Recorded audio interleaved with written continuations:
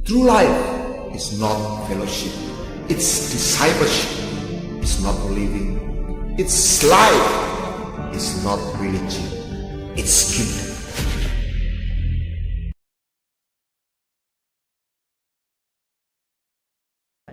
Ya, selamat pagi semua. Selamat berjumpa kembali dan merenungkan kembali firman Tuhan. Hari ini saya mengajak Anda untuk melihat 1 Korintus pasal 16, 1 Korintus pasal 16 ayat yang ke-15 sampai ayat yang ke-18. 1 Korintus 16 ayat yang ke-15 sampai ayat yang ke-18. 1 Korintus 16 ayat 15. Ada satu permintaan lagi kepadamu, saudara-saudara. Kamu tahu bahwa Stefanus dan keluarganya adalah orang-orang yang pertama-tama bertobat di Akhia, dan bahwa mereka telah mengabdikan diri kepada pelayanan orang-orang kudus. Karena itu, taatilah orang-orang yang demikian, dan setiap orang yang turut bekerja dan berjeripaya. Ayat 17, aku bergembira atas kedatangan Stefanus, Fortunatus, dan Akaikus, karena mereka melengkapi apa yang masih kurang padamu. Ayat 18, karena mereka menyegarkan rohku dan roh kamu, hargailah orang-orang yang demikian. Ada satu hal yang seringkali gagal untuk dilihat dan dipahami oleh orang-orang percaya, saya rasa. Ketika kita begitu sangat menekankan dan berfokus terhadap tindakan-tindakan rohani, kita gagal untuk melihat orang-orang yang ada di sekitar kita. Kita gagal untuk melihat orang-orang yang ada di sekitar Anda dan saya.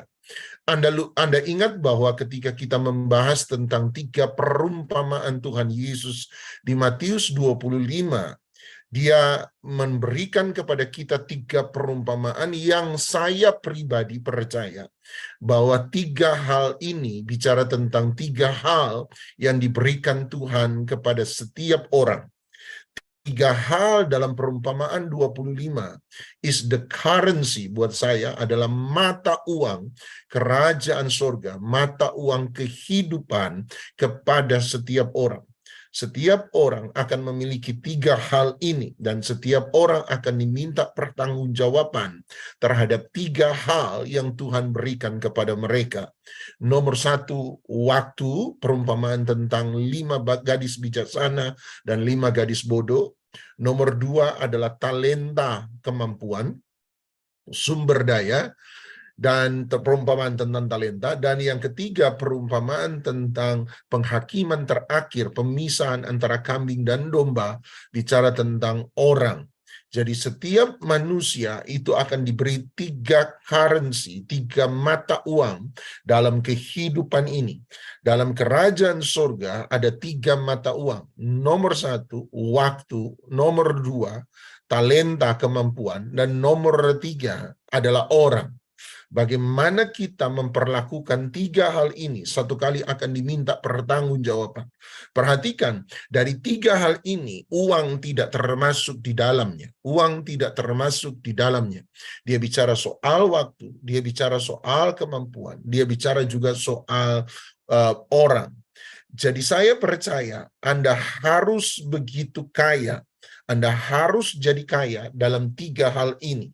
Jangan jadi orang yang begitu miskin dalam hidup ini sehingga satu-satunya yang Anda punya hanyalah uang. Sekali lagi, jangan pernah menjadi orang yang begitu miskin dalam kehidupan ini sehingga satu-satunya yang Anda miliki hanyalah uang. Anda tidak akan pernah bisa kaya tanpa Anda bisa mengembangkan 3 hal ini. Kalau 3 hal ini tidak bisa dikembangkan, Anda akan adalah orang yang paling miskin di seluruh dunia. Anda mencoba membeli uang, Anda mencoba membeli waktu dengan uang, Anda tidak akan pernah berhasil. Anda mencoba membeli kemampuan dengan uang, Anda juga tidak akan pernah berhasil. Anda mencoba membeli orang dengan kemampuan, menurut saya Anda juga tidak akan pernah berhasil. Kalau Anda mau berhasil dalam kehidupan ini, maka Anda harus bisa mengembangkan 3 hal ini. Anda harus mengembangkan management of time, Anda harus mengembangkan management of ability, dan Anda harus bisa mengembangkan management of relationship. Jangan pernah mencoba berhubungan dengan orang hanya karena uang. Anda harus bisa membangun lebih daripada sekedar hubungan karena uang. Anda harus bisa memiliki sebuah hubungan yang dalam dengan seseorang. Nah, oleh sebab itu Paulus berkata, satu hal kuminta, perhatikan baik-baik. Dia berkata, aku minta engkau tentang satu orang bernama Stefanus dan keluarganya. Dialah orang pertama yang aku layani, dan dialah orang yang pertama dan satu-satunya yang dibaptis Paulus dalam jemaat Korintus. Dan Paulus berkata, dia sangat bekerja keras dan berjeripaya. Oleh sebab itu, Paulus berkata, taatilah orang-orang yang demikian. Dia berkata, taatilah orang-orang yang bekerja keras, orang yang bersusah payah, orang yang mengabdikan dirinya dalam pelayanan orang-orang kudus. Taatilah orang yang demikian. Yang kedua, Stefanus bukan hanya memberi dirinya kepada orang lain, tetapi dia menjadi penghubung bagi Paulus untuk 2 orang yang berbeda, Fortunatus dan Akaikus. Jadi satu, dia memberi dirinya. Karena dia memberi dirinya, Paulus berkata, taatilah orang-orang yang demikian. Dia memberi pengabdiannya, dia memberi jeripayahnya. Taatilah orang demikian. Tetapi kemudian Paulus berkata, dia menjadi penghubung terhadap orang lain, yaitu Fortunatus dan Akaikus. Dan orang yang 2 ini kemudian menjadi orang yang melengkapi. Anda lihat, jadi mereka melengkapi. Anda butuh orang untuk melengkapi kehidupan kita, apa yang masih kurang. Dan Paulus berkata, mereka bukan hanya itu, mereka menyegarkan rohku dan roh kamu. Paulus berkata, karena itu hargailah orang-orang yang demikian. Jadi lihat, ketika dia mengabdikan dirinya, dia memberi dirinya, Paulus berkata, taatilah dia. Tetapi ketika dia menjadi penghubung terhadap orang lain, dia menjadi penghubung terhadap orang lain yang memberi kelengkapan, yang melengkapi diri mereka, yang membuat mereka menjadi segar, maka Paulus berkata, hargailah orang-orang yang demikian. Siapa yang kita taati dan siapa yang kita hargai akan menentukan kehidupan kita. Ingat, Alkitab berkata pergaulan yang buruk merusak kebiasaan yang baik. Pergaulan yang buruk merusak kebiasaan yang baik. Siapa kita selalu bisa dilihat dari siapa teman-teman kita. Siapa kita bisa dilihat dari siapa teman-teman kita. Siapa kita bisa dilihat dari siapa teman-teman kita. Kalau teman-teman Anda adalah tukang cerewet, maka kemungkinan besar Anda adalah orang cerewet. Kalau teman-teman Anda tukang gosip, maka kemungkinan besar Anda adalah orang gosip. Kalau teman-teman Anda adalah penipu dan penjahat, kemungkinan besar Anda adalah penipu dan penjahat. Siapa teman Anda menentukan siapa diri Anda. Siapa teman Anda menceritakan siapa diri Anda. Yang kedua, teman Anda akan menentukan masa depan Anda. Teman Anda akan menentukan masa depan Anda. Sebab dia berkata pergaulan yang buruk merusak kebiasaan yang baik. Karakter seseorang akan menentukan masa depan seseorang. Tetapi karakter orang ditentukan oleh pergaulan orang itu sendiri. Sekali lagi, karakter seseorang menentukan masa depan orang. Tetapi karakter seseorang dibentuk oleh pergaulannya dia. Ingat ketika Tuhan Yesus berjumpa dengan orang-orang Farisi, mereka bertanya, adakah yang baik yang keluar dari Nazaret? Adakah yang baik dari Nazaret? Sederhana, kenapa? Sebab mereka menyadari satu hal, tempat yang buruk, tempat yang bobrok kemungkinan besar akan menghasilkan orang-orang yang buruk. Tempat yang buruk kemungkinan besar akan menghasilkan orang-orang yang buruk.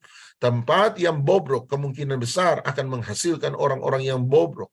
90% tempat yang buruk akan menghasilkan orang-orang yang buruk. Jadilah orang yang berbeda, jadilah teratai di tengah lumpur. Tetapi ini akan tetap menjadi sulit kalau Anda bertumbuh dalam sebuah pergaulan yang buruk. Ini akan sangat sulit. Sama seperti Yusuf, kita harus memisahkan diri dari pergaulan-pergaulan yang salah. Kita harus melarikan diri dari sebuah hubungan-hubungan yang salah. Tidak pernah gampang. Sebab ini adalah sesuatu yang sangat mendarah daging.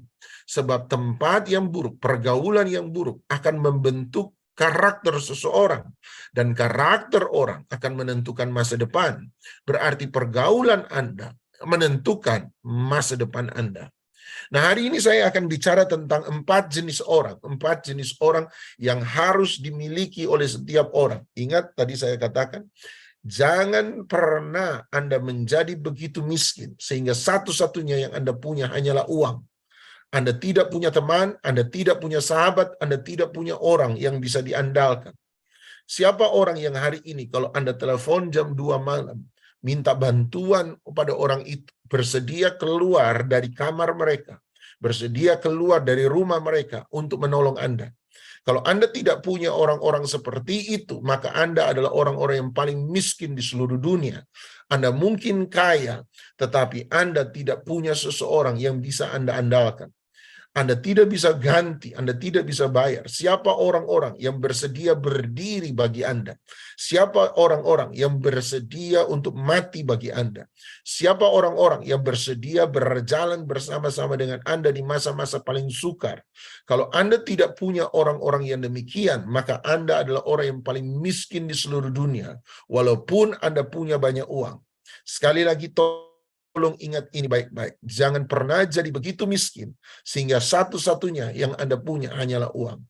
Ada orang-orang yang Anda bisa beli dengan uang. Ada orang-orang yang Anda bisa beli dengan uang. Tapi mereka bukan teman Anda yang sejati. Mereka bukan orang-orang yang sejati. Mereka hanya penjilat. Selama Anda punya uang, mereka akan berjalan dengan Anda. Ketika Anda tidak punya uang, orang akan meninggalkan Anda. Ketika Anda punya kekuasaan, mereka masih mau jalan dengan Anda. Tetapi ketika kekuasaan Anda hilang, mereka akan meninggalkan Anda. Kalau Anda punya sesuatu yang mereka mau, mereka akan jalan dengan Anda. Tapi waktu apa yang mereka mau, tidak lagi Anda punya, mereka akan berhenti berjalan dengan Anda. Anda adalah orang yang paling miskin. Sama seperti dokter dalam cerita perempuan pendarahan 12 tahun.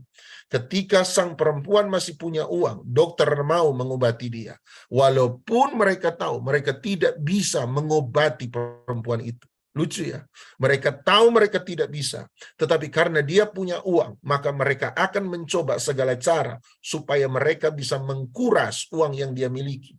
Tapi ketika uangnya sudah habis, perempuan pendarahan 12 tahun dibuang oleh dokter-dokter yang selama 12 tahun menguras dan hidup dari keuangannya dia.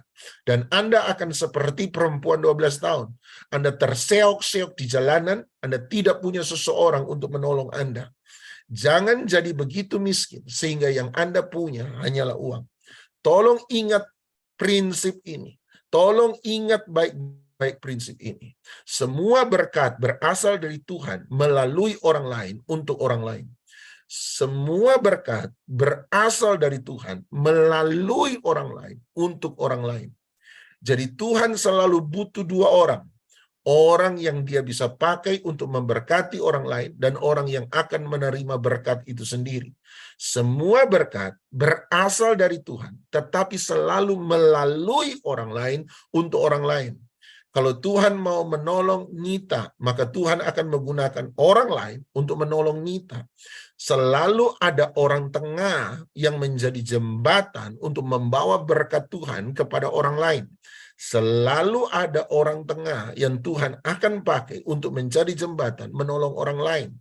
Kalau Tuhan memberkati, tapi orang tengah tidak mau memberi, maka orang itu tidak akan mendapat apa yang Tuhan beri. Sekali lagi, kalau Tuhan mau memberkati si A, tapi Tuhan memakai si B untuk memberkati si A, tapi si B berkata tidak, maka si A tidak akan menerima berkat Tuhan.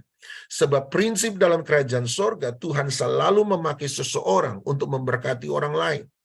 Anda harus jadi orang kedua, atau Anda jadi orang ketiga, sama-sama Anda akan menerima berkat dari Tuhan untuk orang lain. Tetapi kalau si orang tengah tidak mau, celakalah Anda. Oleh sebab itu kita harus punya relasi. Kita harus jadi the master of relationship. Kita harus jadi master dari sebuah hubungan. Sekali lagi, ada 4 jenis orang yang kita perlukan dalam hidup ini. Kita perlu 4 jenis orang ini. Siapa yang membenci Anda, itu tidak penting. Tetapi siapa yang menyukai Anda, itu penting. Wah, luar biasa. Siapa yang membenci Anda, itu tidak penting. Tapi siapa yang menyukai Anda, itu penting. Siapa yang membenci Anda, itu tidak penting. Tetapi siapa yang menyukai Anda, itu sangat penting. Oleh sebab itu, hati-hati dengan Anda harus miliki 4 jenis orang ini. Anda harus punya Stefanus dalam kehidupan Anda. Yang orang-orang yang Paulus katakan, taati mereka. Jadi dia menyerahkan mandatnya dan berkata, taati mereka. Yang kedua, hargai mereka. 4 orang yang Anda harus punya supaya Anda bisa kuat dalam hidup ini. Orang nomor 1, saya sebut sebagai supporter. Anda harus punya orang-orang yang disebut sebagai supporter. Lihat Barnabas dan Paulus. Lihat dalam Kisah Rasul pasal 11. Kisah Rasul pasal 11. Anda harus punya orang-orang yang disebut sebagai orang-orang supporter. Lihat Kisah Rasul 11 ayat 23. Kisah Rasul 11 ayat 23. Kalau Anda punya orang-orang supporter, orang-orang yang bersedia berjalan bersama dengan Anda, bergandengan tangan dengan Anda, dapat menjadi partner Anda dalam kehidupan, Anda harus punya orang-orang yang bernama supporter. Perhatikan Kisah Para Rasul 11 ayat 23. Kisah Rasul 11 ayat 23. Setelah Barnabas datang dan melihat kasih karunia Allah, bersukacitalah dia. Supporter adalah orang yang bisa bersukacita terhadap kasih karunia Allah dalam hidup kita. Supporter adalah orang-orang yang bisa bertepuk tangan, bukan ketika dia diberkati, tetapi bertepuk tangan ketika Anda diberkati. Orang-orang yang supporter adalah orang yang bersuka cita ketika melihat orang lain bersuka cita. Supporter adalah orang yang bisa menangis ketika melihat orang lain menangis. Itu supporter. Supaya mereka semua tetap setia kepada Tuhan. Artinya dia bersuka cita terhadap kemajuan seseorang. Dia bisa bersuka cita terhadap berkat orang lain. Dia bukan bersuka cita terhadap berkatnya, tetapi bersuka cita terhadap berkat orang lain. Lihat ayat 24. Siapa Barnabas ini? Dia bersuka cita, tapi lihat 24. Karena Barnabas, kenapa dia bisa bersuka cita? Karena dia adalah orang yang baik, penuh dengan Roh Kudus dan iman. Sejumlah orang dibawa kepada Tuhan. Jadi ada banyak orang datang pada Tuhan karena Barnabas. Sebab dia bisa bersuka cita dengan orang lain. Kalau Anda bisa tersenyum saja pada orang yang sementara tersenyum, maka Anda akan menjadi orang yang luar biasa. Kalau Anda bisa menangis kepada orang yang sementara menangis, maka Anda adalah orang yang luar biasa. Kenapa kita berkata Barnabas bisa melakukan itu? Sebab dia baik, artinya dia punya empati dengan orang lain. Yang kedua, penuh dengan Roh Kudus dan iman. Saya temukan ada banyak orang penuh Roh Kudus dan iman, tetapi kelakuannya tidak seperti Barnabas. Saya sudah melihat banyak orang mengaku punya Roh Kudus dan iman, tetapi kelakuannya tidak seperti Barnabas. Barnabas adalah seorang supporter yang begitu luar biasa sebab dia baik, dia penuh Roh Kudus, dia punya iman. Lihat ayat 25, lihat ayat 25. Lalu pergilah Barnabas ke Tarsus untuk apa? Mencari. Wow. Jadi seorang Barnabas, seorang supporter, dia mencari Saulus. Kenapa? Dan setelah bertemu dengan dia, dia membawanya ke Antioquia. Hari itu Paulus ditolak oleh murid-murid Yesus, jadi rasul-rasul zaman itu, sebab mereka tidak percaya tentang pertobatan Paulus. Mereka curiga bahwa pertobatan Paulus hanyalah strategi untuk masuk ke dalam lingkaran orang percaya, pengikut Yesus, dan kemudian menangkap mereka. Jadi tidak ada orang yang mau percaya. Tapi Barnabas mau percaya pada Paulus. Kalau Anda punya seseorang yang percaya pada Anda begitu luar biasa seperti Barnabas, saran saya, jangan pernah menyakiti hatinya. Jangan pernah menyakiti hatinya. Sebab tidak banyak orang yang mau mempercayai kita ketika kita masih ada di bawah. Semua orang mau mempercayai Anda ketika Anda sudah di atas. Tetapi waktu itu Paulus belum terkenal. Paulus belum melakukan apa-apa. Dia masih penuh dengan curiga banyak orang. Tapi Barnabas adalah orang pertama yang memilih untuk mempercayai Paulus. Bahkan mengajak Paulus dalam pelayanannya di Antiokhia. Bersedia untuk membagi kemuliaannya kepada orang lain. Ada banyak orang bersedia membagi bebannya untuk orang lain. Tetapi tidak banyak orang mau membagi kemuliaannya untuk orang lain. Jadi supporter ini penting. Kita temukan banyak supporter dalam Alkitab. Paulus dan Silas dalam pelayanan kita temukan masuk penjara. Mereka tetap memuji Tuhan. Paulus dan Silas sama-sama. Kita juga temukan Petrus dan Yohanes berjalan bersama-sama. Mereka saling mensupport. Anda lihat waktu Yesus di Taman Getsemani, dia marah kepada murid-muridnya. Kenapa? Sebab mereka tidak mau mensupport dia. Mereka tertidur. Itu saya katakan tadi. Siapa orang yang Anda bisa telepon malam-malam untuk meminta bantuan supaya mereka datang menolong Anda? Tidak mudah. Tetapi kalau Anda temukan orang-orang seperti itu, berani membayar harga yang mahal, maka Anda temukan seorang supporter yang luar biasa. Samuel, Anda lihat, kenapa Salomo bisa jatuh dalam dosa, terseret dalam dosa begitu luar biasa? Sederhana, sebab Raja Salomo tidak punya nabi untuk menegur dia. Raja Saul, raja pertama Israel, punya Samuel. Kalau dia salah, ditegur oleh Samuel. Daud punya Nabi Nathan, ketika dia salah, ditegur oleh Nathan. Tapi siapa Salomo? Siapa nabi yang mendampingi Salomo? Coba Anda baca Alkitab. Anda tidak akan menemukan sebutan seorang nabi untuk mendampingi Salomo. Itu sebabnya ketika Salomo berbuat sesuatu yang salah, tidak ada yang menegur dia. Nanti setelah mati, baru orang membuka aib Salomo, bahwa Salomo adalah orang yang kejam. Salomo mengambil begitu banyak dari antara orang Israel. Tetapi tidak ada yang menegur. Itu sebabnya Salomo jatuh makin jauh, makin jauh. Kalau ada orang yang menegur Anda untuk maksud yang baik, mereka adalah supporter-supporter yang luar biasa. Nomor 1, supporter. Nomor 2, saya sebut sebagai penghubung, linker, penghubung. Orang yang menghubungkan. Supporter punya kemampuan, supporter punya loyalitas, punya kesetiaan. Tetapi ada orang-orang yang disebut penghubung.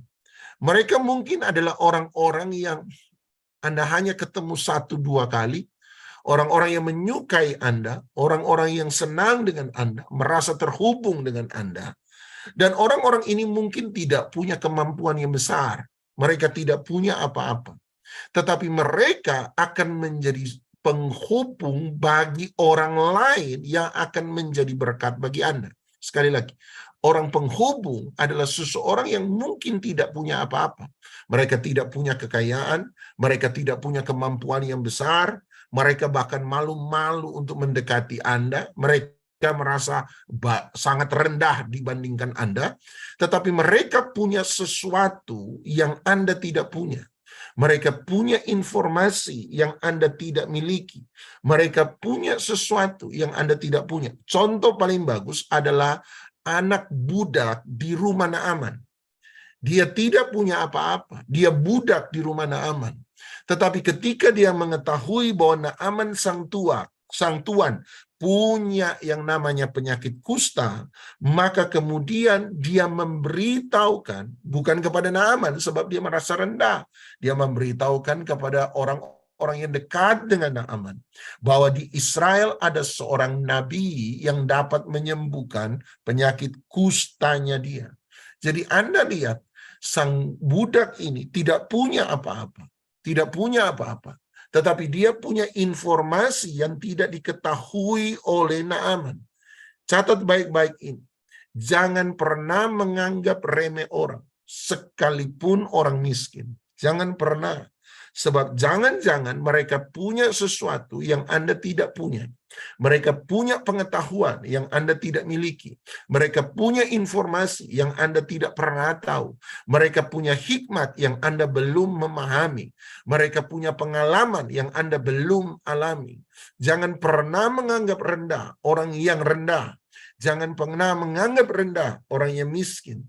Mereka mungkin tidak bisa membayar Anda. Mereka mungkin tidak bisa membalas perbuatan Anda. Tetapi mereka punya sesuatu yang kalau Anda lakukan akan membawa Anda pada mujizat dalam hidup Anda. Mereka akan punya sesuatu yang Anda tidak miliki. Pengetahuan biasanya yang Anda tidak punya. Kalau Anda bisa mendapatkan itu, maka Anda akan mengalami sebuah terobosan yang tidak pernah Anda alami sebelumnya.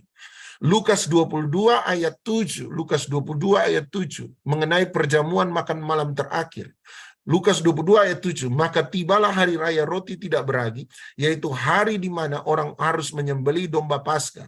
Lukas 22 ayat 8, lalu Yesus menyuruh Petrus dan Yohanes, katanya, pergilah persiapkan perjamuan Paskah bagi kita supaya kita makan. Ayat 9, kata mereka kepadanya, di manakah engkau menghendaki kami mempersiapkannya? Lihat ayat 10 baik-baik. Lukas 22 ayat 10.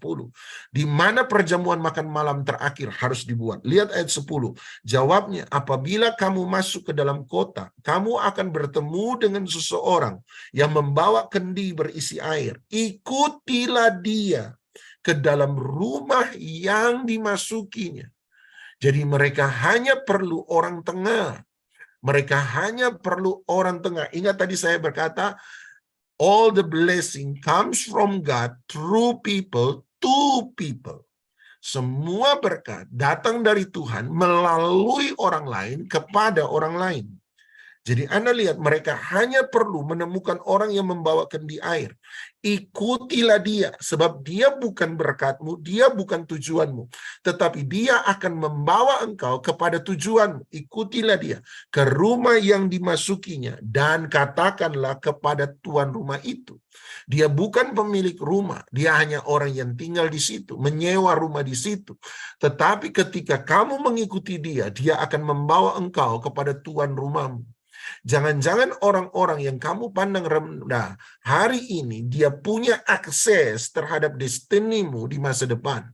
Jangan-jangan orang yang sering kali kita pandang rendah hari ini justru dialah yang mempunyai akses untuk membawa kita kepada masa depan kita. Jadi nomor 1, Anda harus punya supporter.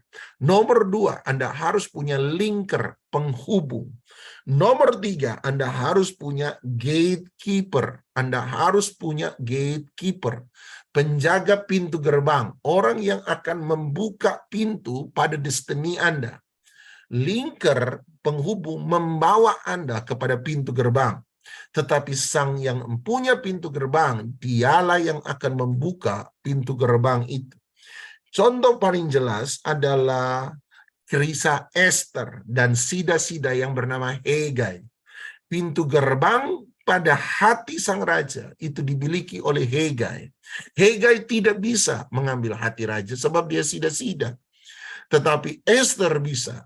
Ketika Esther berkenan di hati Hegai, maka Hegai menyerahkan kepada Esther kunci untuk mendapatkan hati raja. Dialah pemegang kunci. Dialah pemegang kunci terhadap destiny Anda, terhadap masa depan Anda. Kalau Anda bisa bergaul dengan orang ini, Anda bisa mengikuti setiap saran yang dia berikan, maka Anda akan diberinya kunci untuk mendapatkan apa yang Tuhan sediakan bagi Anda. Punyalah orang yang ketiga yang menjadi gatekeeper dalam hidup Anda. Misalnya Daud dan Goliat. Siapa kunci yang membawa Daud ke dalam istana? Siapa kunci yang membuat Daud dikenal oleh orang Israel secara umum? Goliat. Seringkali gatekeeper menjadi orang baik seperti Hegai, tetapi seringkali gatekeeper adalah musuh seperti Goliat. Oleh sebab itu hati-hati, Anda harus bisa melihat bahwa jangan-jangan musuh yang datang pada Anda justru adalah kunci untuk membuka pintu gerbang Anda. Tidak semua masalah ada untuk menghalangi Anda. Seringkali ada masalah ada justru untuk menjadi kunci membuka masa depan Anda.